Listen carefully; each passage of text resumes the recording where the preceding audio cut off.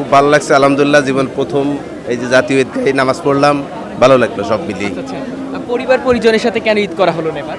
ছুটি নাই, আচ্ছা পুলিশের চাকরি, আচ্ছা সবাই গ্রামে গেলে সবাই একসাথে ঈদগাহে বসে নামাজ পড়া হয়। গ্রামে ছোট ভাই ব্রাদার বন্ধু বান্ধব, সেটা মিস করছি। আচ্ছা মন খারাপ, যদিও ভাল লাগছে, এতগুলো মানুষ দেখছি ভালো লাগছে, কিন্তু মনটা তো পড়ে আছে বাড়িতেই। আচ্ছা আসলে আমি একটু জানতে চাচ্ছি যে পরিবার পরিজন ছাড়া এবং গ্রামের মানুষের সাথে ঈদে করা ছাড়া শহরে এই ঈদ পাথরের দেওয়ালে ঈদের আনন্দ কতটুকু?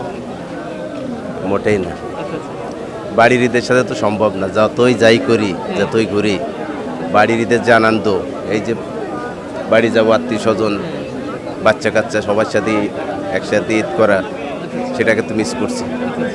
ঈদের নামাজ আদায় করে অনেক ভালো লাগলো, কিন্তু তারপরেও ফ্যামিলি, বাবা মা, নিজের পরিবার, সন্তান, তাদেরকে ছেড়ে খারাপ লাগতেছে, কিন্তু আসলে কিছু করার নেই। যেহেতু আমরা একটা চাকরি করি ডিফেন্সের, এখন সেই দিক থেকে দেশের দিক দিয়ে আমাদেরকে অনেক কিছু স্যাক্রিফাইস করতে হয়।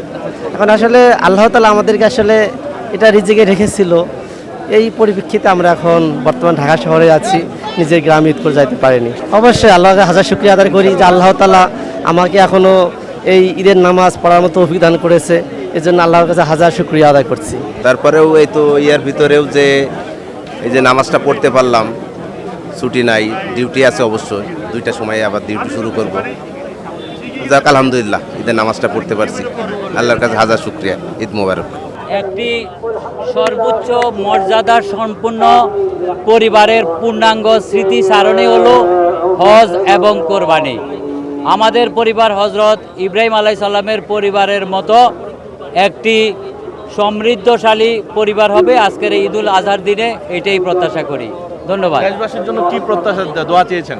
দেশবাসীর জন্য দোয়া চেয়েছি। আসলে আমরা যদি ওইভাবে দেখি তাহলে আমাদের যুগ যুগ ধরে তো প্রতি বছরে এরকম ঈদুল আজহা আসে।